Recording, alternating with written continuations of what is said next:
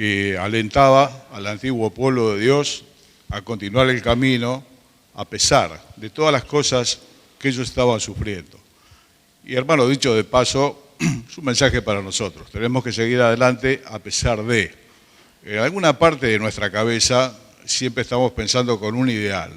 Bueno, cuando yo tenga esta situación, ahí va a poder ser, cuando yo tenga esta situación. Las situaciones van cambiando y siempre tendremos distintos problemas en la vida, cosas que enfrentar que hacen que la situación no sea ideal. Por eso es tan importante lo que vamos a meditar esta noche de este libro, que está diciendo por todas partes que Jesucristo es mejor. Y hermano, lo mejor que te pudo haber pasado a vos y a mí en la vida es haber conocido al Señor. No hay nada superior al Señor. Es lo mejor que nos pudo pasar. Siempre cuando oro le digo, Señor, gracias que pasaste por mi calle. El Señor pasó junto a un cortejo fúnebre, llevaban a sepultar al hijo de una viuda, allá en la ciudad de Naín. Y sin que nadie lo llame, el Señor pasó, se acercó, tocó el féretro, dice que los que se robaban se detuvieron, y le devolvió ese hijo a la mujer viuda, que era el único sustento y esperanza que tenía.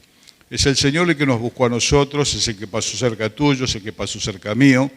Es de Dios la iniciativa de haberte buscado a vos y de haberme buscado a mí, y lo mejor que nos pasó. De no haber pasado el Señor por nuestra calle, por nuestro lado, estaríamos a la deriva como está la gente del mundo, sin Cristo y sin esperanza, y es lo peor que te puede pasar. Bueno, este libro viene comparando y comienza diciendo que el Señor Jesús es superior a Moisés, que Él es el segundo Adán, aquel Adán que perdió en el Edén, y el Señor que venció en el desierto. Jesucristo es mayor. Jesucristo es mayor que Moisés. Para ellos Moisés es uno de los personajes más importantes, junto con David, con Jacob, del pueblo judío. ¿Qué les está diciendo? Que el Señor es superior.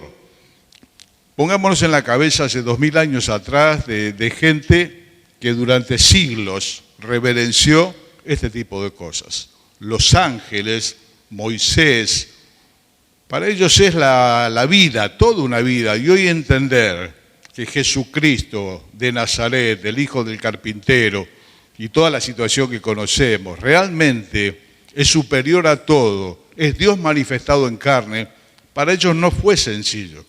Aún los discípulos tardaron mucho, como decimos, en que le caiga la ficha. Dice, entonces creyeron en Él, ya con el Señor resucitado. Bueno, hermano, la evidencia del Señor es abundante. Dice la Biblia, se presentó con pruebas indubitables. No quedaba lugar a dudas, apareció durante 40 días, no es que apareció solamente a Pedro y a Juan, apareció a más de 500 hermanos a la vez, a las mujeres. Bueno, y acá tienen que entender este pueblo que tomó una decisión por Cristo, que tomó la mejor decisión de su vida, aun cuando lo hayan echado del círculo familiar, aun cuando lo hayan dejado fuera de la vida social, aun cuando se quedó fuera del templo, tiene que entender que el Señor Jesús es la manifestación de Dios.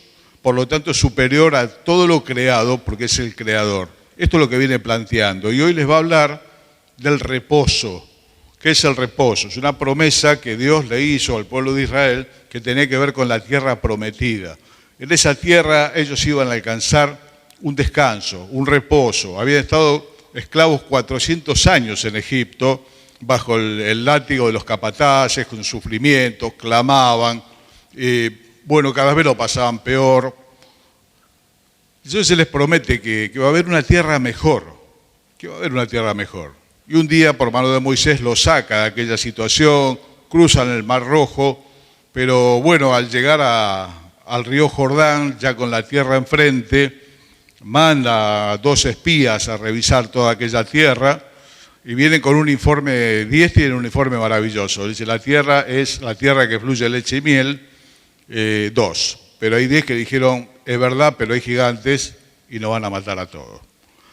Todo esto generó una revuelta en el pueblo que es muy común, que es un poco el signo del pueblo de Israel, la ambivalencia. Siempre se estuvieron balanceando entre el Dios verdadero y Baal, el Dios verdadero y otros ídolos, el Dios verdadero siempre yendo y viniendo. Esto es una constante del pueblo de Israel, que Dios disgustó su corazón y dijo, no van a entrar en mi reposo. Entonces, ¿cuál es la advertencia acá? que a estos judíos que comenzaban no les pase lo mismo, que ya dejen de estar entre dos pensamientos. En alguna ocasión el profeta Elías, cuando estuvo en el monte Carmelo, con aquella victoria sobre los falsos profetas, le dijo: ¿hasta cuándo van a claudicar entre dos pensamientos?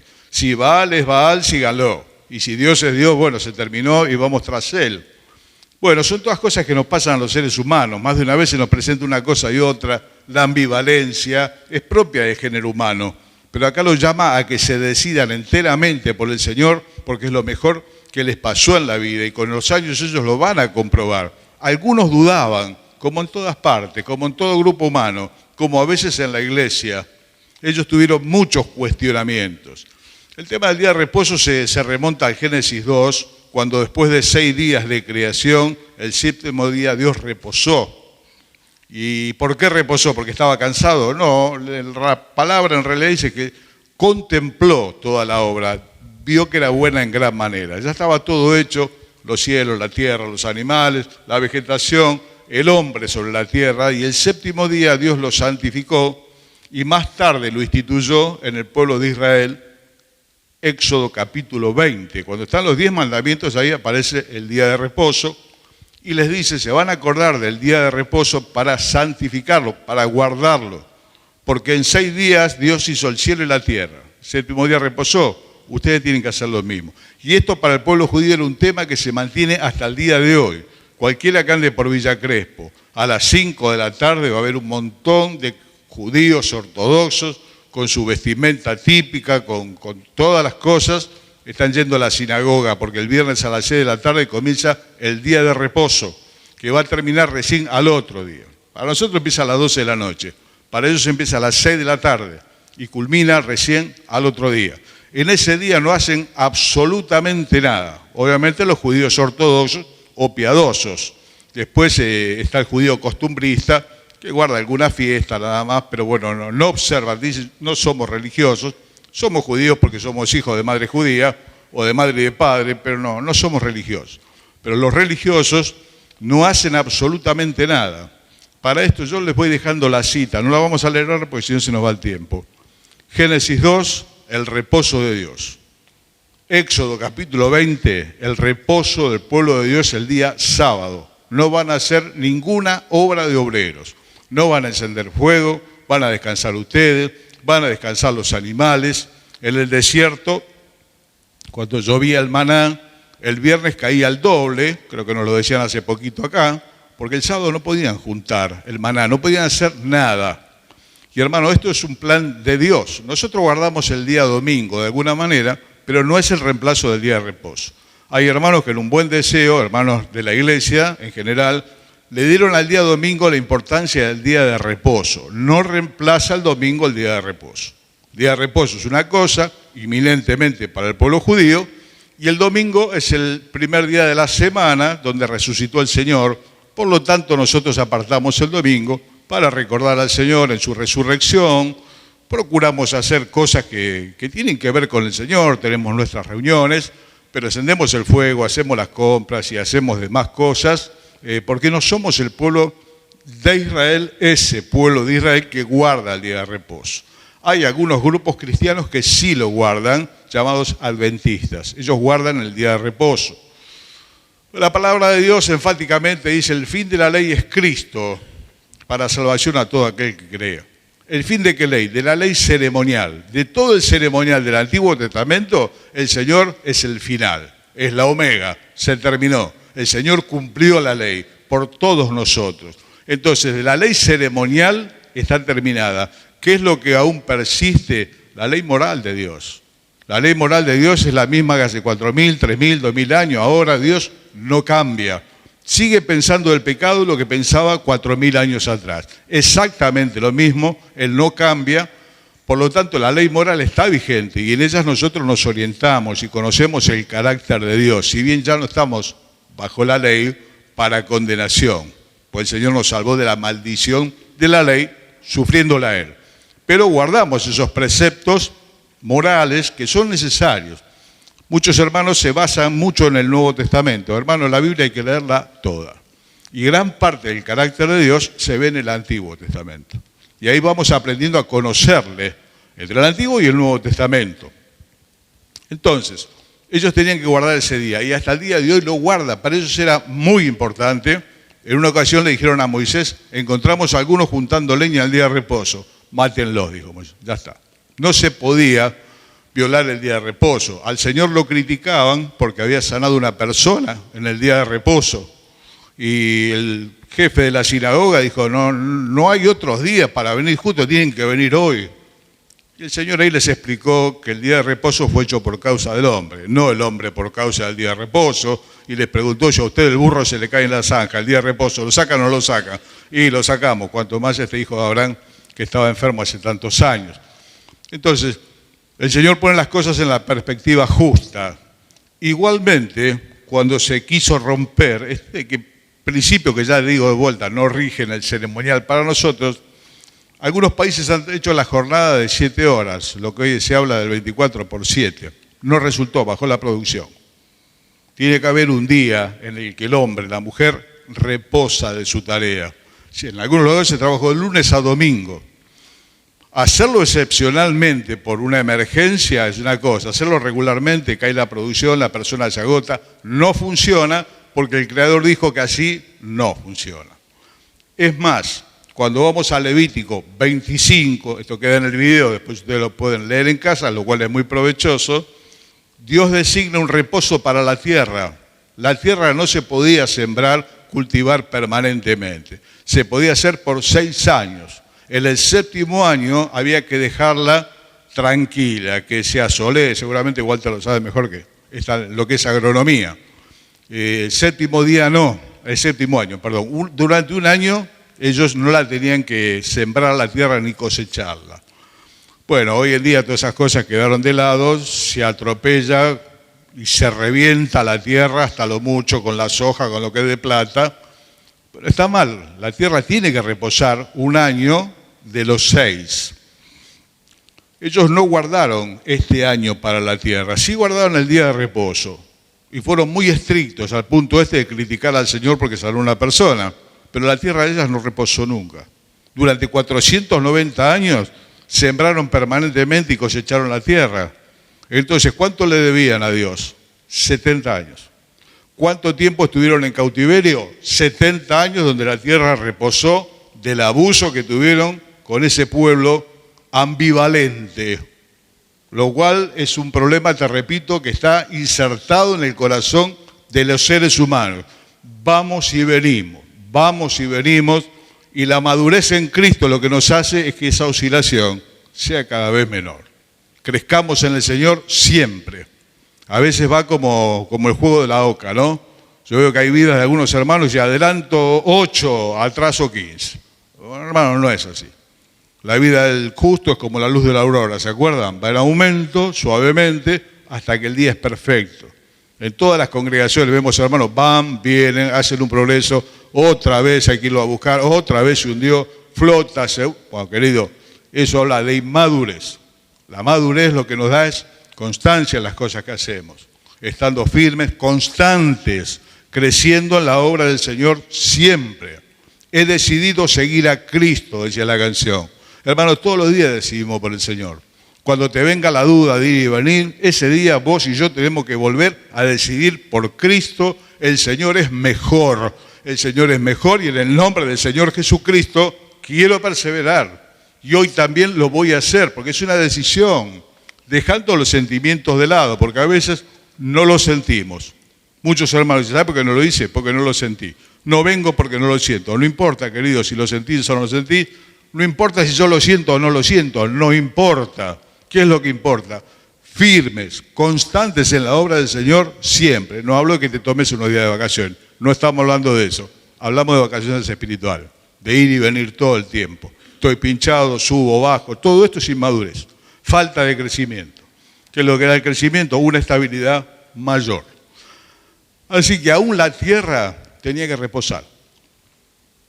Y después va a hablar de este reposo, que es una figura de un verdadero reposo. Acá vamos a leer hoy, en un ratito, en el capítulo 4, en el versículo 9, el autor dice, aún queda un reposo, aún queda un reposo.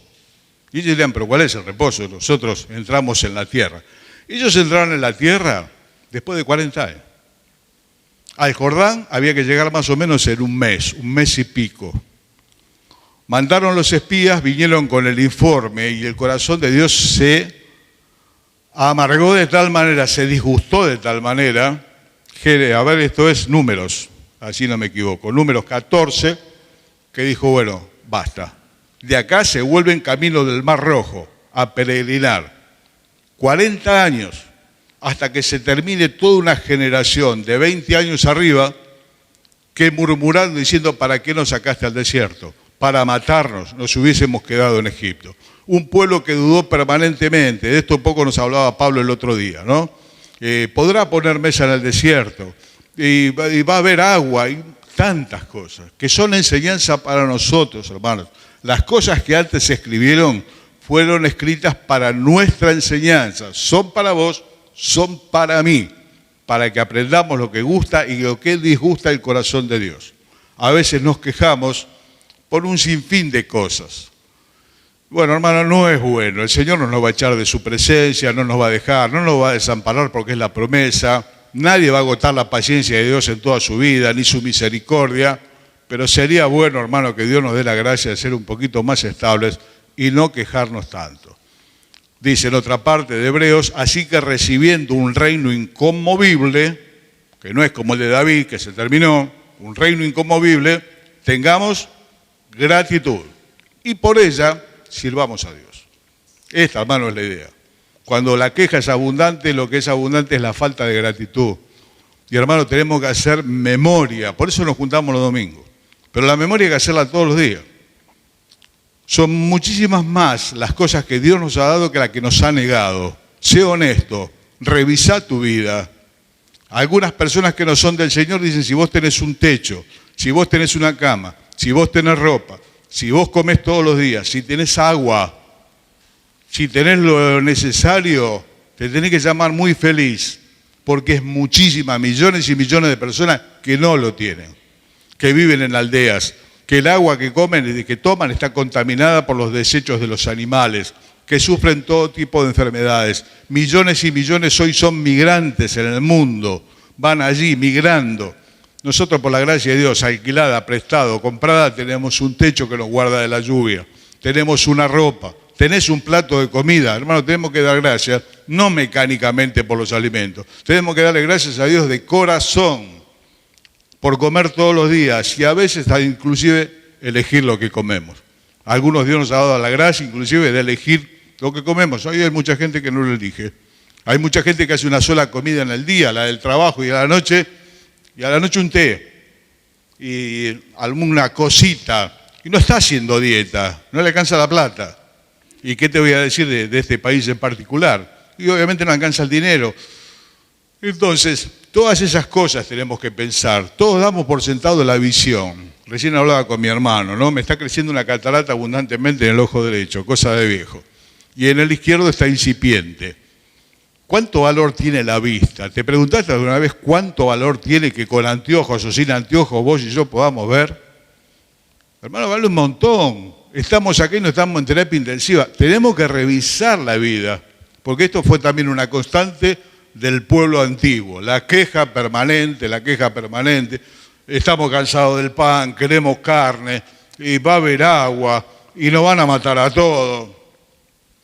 Bueno, queridos, se espera de este Israel de Dios. Nosotros somos el Israel de Dios, dice Pablo. Los que en espíritu servimos a Dios. Nosotros somos el Israel de Dios.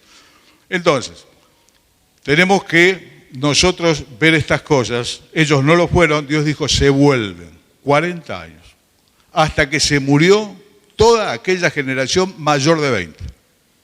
Dijo, los chicos que ustedes dijeron que los iban a matar, esos chicos hasta 20 años son los que van a entrar. Y 2 adultos más. ¿Quiénes eran? Josué y Caleb, que dijeron, Dios está con nosotros, los vamos a comer como pan. 2 hombres de fe. Excepto ellos, de 20 años arriba, se murieron todos en el desierto. ¿Y por qué no les aprovechó la palabra? Porque no fue acompañada de fe. Querido, esto es elemental. No podemos estar poniendo a prueba de alguna manera a Dios todos los días, a ver si lo hace o no lo hace. a ver si hoy me lo da o no me lo da. Hermano, Dios es soberano y estamos vivos por la misericordia de Dios, no te quepa la menor duda. Los judíos lo tenían clarísimo, clarísimo, a no haber sido por la misericordia de Dios, hace tiempo ya que hubiésemos desaparecido. Esto se dijo por radio el día que se estableció el Estado de Israel, allá en el año 49. Este texto se leyó por radio en aquel tiempo. De no haber sido por la misericordia de Dios, hace tiempo nos hubiesen consumido los enemigos. Así que, mis hermanos, tenemos motivos abundantes. ¿Por qué ellos no entraron en la tierra? Por su incredulidad. Dios se disgustó y los mandó hasta que se muriesen todos los quejosos. Bueno, gracias a Dios por su don inefable que es el Señor, ¿no? Y un tiempo distinto que vivimos nosotros. Vamos entonces a entrar en Hebreos, capítulo 3, verso 12. Vamos a leer allí unos pasajes que un poco están diciendo esto que yo les conté en un relato a manera de introducción. En el verso 12 del capítulo 3, porque está conectado con el 4, sabemos que la división de capítulo y versículo no pertenece al texto original, fue puesto para que encontremos las lecturas. Y dice el autor: mirad, hermanos, que no haya ninguno de vosotros corazón malo de incredulidad para apartarse del Dios vivo. Antes exhortaos los unos a los otros cada día, entre tanto que se dice hoy es el momento, hoy es el día, para que ninguno de ustedes se endurezca por el engaño del pecado. Porque somos hechos participantes de Cristo, con tal que retengamos firme hasta el fin nuestra confianza del principio. Aclaración que se mencionó en estos jueves pasados. Nosotros perseveramos porque somos salvos, no somos salvos porque perseveramos. ¿Queda claro, hermano? Nosotros perseveramos porque somos salvos. No somos salvos porque perseveramos. Una mala interpretación de estos textos, más capítulo 24 de Mateo, capítulo 25, el que perseverara hasta el fin, ese será salvo. Bueno, vamos a cuidar la salvación, en cualquier momento quedamos afuera. No está diciendo esto. La persona que verdaderamente recibió el Espíritu Santo en su corazón, lo será por el resto de su vida. Lo dije el otro día, aunque camine fuera de la voluntad de Dios, aunque tropiece, aunque se lastime. Bueno, así como nosotros no borramos los hijos de la libreta, Dios no quita el ADN espiritual que puso en vos, que puso en mí, por su misericordia, con el Espíritu Santo. El Espíritu Santo no va y viene. Eso pasaba en el Antiguo Testamento. El Espíritu venía sobre reyes, sobre sacerdotes. El Señor dijo: el Espíritu que yo voy a mandar va a estar con ustedes y en ustedes. Va a ser morada. Ya está. Entonces, ¿por qué perseveramos? Porque somos salvos por la misericordia de Dios. No somos salvos porque perseveramos. Dicho esto, seguimos adelante y le pregunta: ¿quiénes fueron los que, habiendo oído, le provocaron? ¿No fueron todos los que salieron de Egipto por mano de Moisés?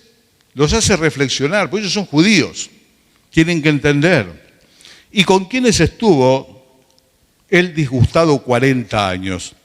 ¿No fue con los que pecaron, cuyos cuerpos cayeron en el desierto? Los mayores de 20 se murieron todos. ¿Y quiénes y a quiénes juró que no entrarían en su reposo, sino aquellos que desobedecieron? Y vemos que no pudieron entrar a causa de su incredulidad. La tierra de Canaán para ellos era un reposo, era un descanso, después de haber padecido en Egipto, después de haber peregrinado en 40 años, por fin iban a entrar a la tierra de descanso, a la tierra de reposo.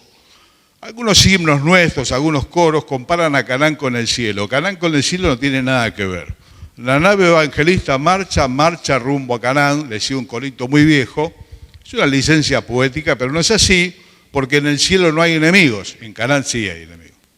La tierra es maravillosa, pero están los gigantes, está Jericó, que está cerrada, bien cerrada, con murallas, están armados, están los gigantes, los hijos de Anac, están los heveos, los jebuseos, los cananeos, y cuantos neos vos te imagines, están todos ahí defendiendo su tierra, porque ellos tenían que conquistar la tierra, tenían que vencer. y tenían que erradicar esos pueblos corrompidos totalmente por el pecado. Por eso Dios lo da al pueblo de Israel. Hasta el día de hoy, cuando escuches palestinos, te van a decir, nosotros estábamos de antes que los judíos. Es verdad. Pero aquellos pueblos estaban corrompidos totalmente. ¿Y de quién es la tierra? ¿De los palestinos o de los judíos? Hermano, la tierra es de Dios. Dios estableció la ley. La tierra no se venderá a perpetuidad, porque la tierra mía es. Tu casa con escritura y todo, la mía y todo, es mía. Unos años, la tierra es de Dios. El único dueño intransferible es Él. ¿Qué es lo que tenemos nosotros? Un permiso para manejar, un permiso para vivir. Hoy estamos, como se suele decir, mañana no, se terminó, nuestra descendencia se cortó, la casa se vendió. La casa no es de nadie definitivamente, porque la tierra es de Jehová. Terminó ese tiempo de espera donde Dios dice, llegó al colmo la maldad del amorreo. Dios se cansó, por decirlo de una manera, de la maldad de esos pueblos. Sodoma, Gomorra, tantas cosas más, atrocidades que se cometían en esos pueblos, y lo dio a conquistar a su pueblo Israel. La historia es larga y conocida. Lo cierto es que ellos sacaron algunos. Y los que estaban lejos lo que hicieron es cobrarle impuestos. No sé si les suena ese negocio hebreo, ¿no? ¿Para qué lo vamos a echar? Le cobramos impuestos, hacemos unos pesos. De paso, 2 por 1. Hoy, como que hasta ahora que tuvimos, la otra vez un festival de ofertas, ¿no? No me acuerdo cómo no. Me sale el Oktoberfest, pensar la de la cerveza. No. Black Friday. Bueno, no sé, una cosa de esa. A vender. Y esto también disgustó en el corazón de Dios. Y dijo, porque no echaron a los pueblos, esos pueblos van a ser aguijones para vuestros ojos. Entonces, hermanos, no es sinónimo de cielo, Canaán, es sinónimo de vida cristiana. La vida cristiana es maravillosa, pero hay un montón de enemigos por vencer. El mundo, el diablo con todas sus huestes, y tu carne y la mía, que son peor que el mundo y que el diablo juntos. Las dos cosas, el peor enemigo está dentro de tu remera y está dentro de la mía.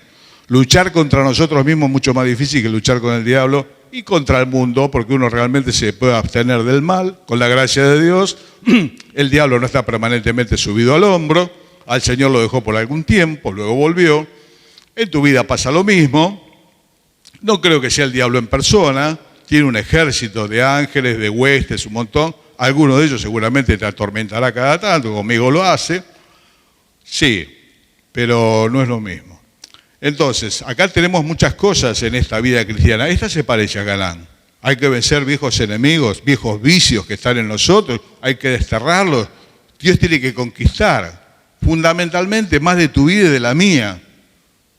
A veces pensamos en las grandes campañas y alcanzar la tierra para el Señor, es bueno, pero ningún conquistador va a conquistar si no se conquistó a sí mismo primero. Esto es fundamental. Jabes pidió más territorio. Esto era muy judío, pedir tierra. Para ellos la tierra es fundamental. Son totalmente terrenales. La tierra. Bueno, hermano, el territorio que nosotros necesitamos que se ensanche es el territorio que Dios gobierna en tu vida y en la mía. ¿Cuánto gobierna de tu vida? ¿Cuánto gobierna de la mía? Se espera que con los años gobierne cada vez más. Nosotros a veces le perdonamos la vida a algún cananeo, a algún jebuseo, a algún heveo, que son viejos pecados que los dejamos ahí porque dicen algunos hermanos, mira, yo ya no tomo, yo ya no robo, tengo una vida así, asá, no sabe cómo era antes. Bueno, querido, es un estadio, gracias a Dios. Ahora vamos a la perfección, que también es el tema de Hebreo. Ya dejando este tipo de cosas, se descuenta que no engañás a tu mujer, se descuenta que no te emborrachás, se descuenta que no robás, de esas cosas ni hablemos. Y ahora vamos a la perfección, vamos a parecernos al Señor. Dejando lo negativo, vayamos para arriba. Este es el progreso. Entonces, ¿es el reposo definitivo la tierra de Canaán? No. Pero para ellos lo era todo. Conocen la tierra. Llegamos a la tierra, ya está, acomodamos los enemigos, a esto los matamos, a esto le cobramos impuestos, llegamos. Aún hay un reposo, dice el verso 9 que lo estamos mirando ya y vamos terminando. ¿Cuál es la exhortación del capítulo 4, verso 1? Dado todo este panorama de Israel, la ambivalencia, el ir y venir, la incredulidad permanente, la queja, les costó lo que les costó, 40 años en el desierto. Verso 1 nos dice a todos nosotros y a ellos también, temamos pues, no sea que permaneciendo aún la promesa de entrar en un reposo, pues ya estamos en el reposo. No, aún queda un reposo. Pues somos judíos, estamos en la tierra. Hay un reposo superior. Alguno de vosotros parezca no haberlo alcanzado, porque también a nosotros se nos ha anunciado la buena nueva como a ellos. A ellos tuvieron contacto con Dios, no le creyeron. Pero los que hemos creído, entramos en el reposo. Ese es el punto. Los que realmente hemos confiado en el Señor, entramos en el verdadero reposo. ¿Quién es el reposo definitivo y verdadero? Jesucristo. Quien llegó a Cristo, llegó al verdadero reposo. El reposo de ellos fue temporal. La guerra volvió. Hoy Israel vive en guerra. Cuando suena la sirena hay que meterse en los refugios. Todo eso es una desolación enorme. Lo que tienen es plata. Después la tierra la perdieron Belén, perdieron Jericó, perdieron lugares claves. El templo pueden llorar del lado de afuera, del único muro que quedó, porque adentro no lo pueden pisar. El lugar del templo, el templo fue arrasado, no hay templo, no hay sacerdote, no hay sacrificio, no hay nada. ¿Qué le quedó? La plata. Las grandes fortunas tienen que ver con el pueblo judío. Las grandes fortunas del mundo son eminentemente judías. Fueron tras la plata, tras la cual fueron siempre, lo alcanzaron y perdieron todo lo demás. Así que hay un reposo superior. Ese reposo fue temporal. Entonces dice el verso 9,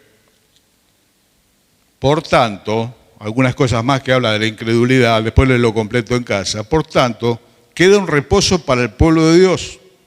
Porque el que ha entrado en un reposo, en su reposo, también ha reposado de sus obras, como Dios reposó de las suyas.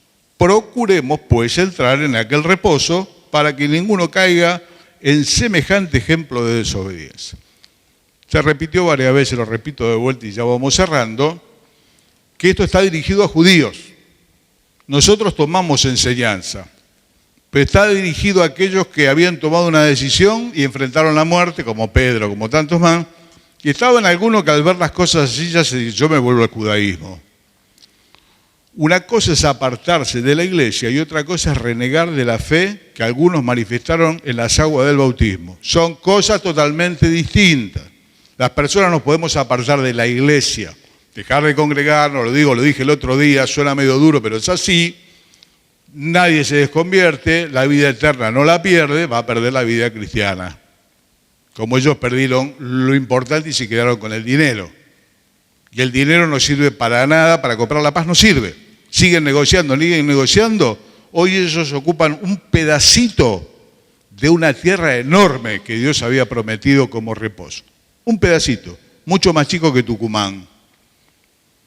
Entonces los exhorta a estos judíos, no se vuelvan atrás, porque el verdadero reposo está por delante. Y si ustedes no se entregan a Cristo de corazón, sin reserva, no lo habrán alcanzado. Se van a volver otra vez al judaísmo, a la ley, a la esclavitud de la ley. Entonces, ¿cuál es la diferencia, hermano? El Señor es el descanso. El Señor es el descanso. Por eso invitó a los trabajados y cargados. Vengan a mí, yo los haré descansar. No es la ausencia de bombas el descanso. No tiene descanso. En cualquier momento suena la sirena. Está el escudo misilístico, todo lo que quiera, pero cada tanto uno atraviesa y muerte y desolación otra vez. ¿Y quién es el verdadero descanso? Jesucristo. Él es el reposo. Él es definitivo. ¿Qué dice el Señor? El que viviere del agua que yo le daré, no volverá a tener sed jamás. La persona que realmente recibió a Jesucristo ya no busca más nada, porque no le interesa una búsqueda espiritual, me refiero. No. ¿Qué le van a hablar de Buda? ¿Qué le van a hablar de Confucio? ¿Qué le van a hablar? ¿De quién le van a hablar? ¿De qué moda de vivir le van a hablar? ¿De qué sistema mundano le van a hablar? Si él conoció a aquel que es más sublime que el cielo, que lo llena todo y cual quita toda nuestra sed. La sed es una señal de gran necesidad. No se puede estar sin beber agua por muchos días. Nos deshidratamos. Entonces dijo el Señor, el que tiene sed, venga a mí y beba. El que cree en mí, de su interior, van a brotar ríos de agua viva. Superior a todo. Definitivo.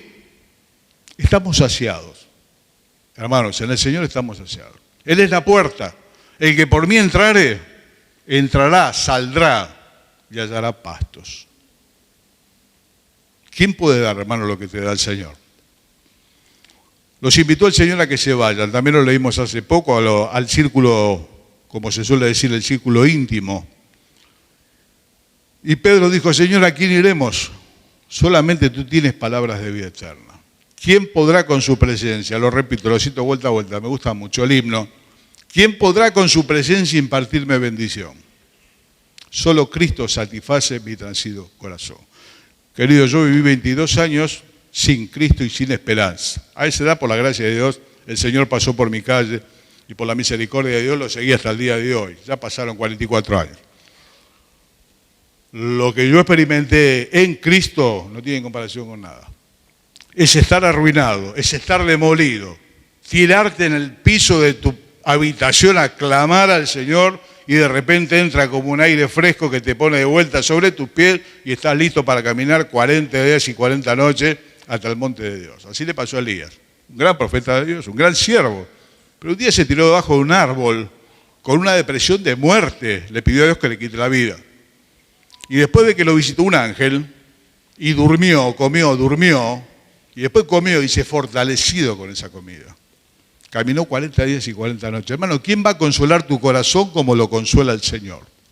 Mi madre se murió delante mío, se lo conté alguna vez, yo le cerré los ojos. Paz, profunda paz, mi madre era del Señor. Y así la paz de Dios sobrepasa el entendimiento. ¿Quién puede explicar la paz de Dios de estar en una situación tremenda y tener paz? Paz de Dios. ¿Quién puede conseguir la paz de Dios? La gente se desespera por medicamento. El medicamento te hace dormir, no te hace descansar. Solo Cristo satisface. Querido, no te vuelvas atrás. No dejes el camino, no vas a perder la salvación. Vas a arruinar tu vida, sencillamente. La vida cristiana, vas a arruinar tu familia, vas a arruinar todo. Posiblemente te quedes con lo que busques, como el pueblo de Israel. ¿Con qué se quedó? Con plata. Y no es Biblia, pero alguien dijo una vez, es tan pobre que lo único que tiene es dinero. El saber popular, hermano, tampoco está escrito en vano. Señor nos bendiga, hermano, lean estos capítulos después, completos. Yo no lo puedo hacer, llegamos al horario. Terminamos por el día de hoy. Señor les bendiga.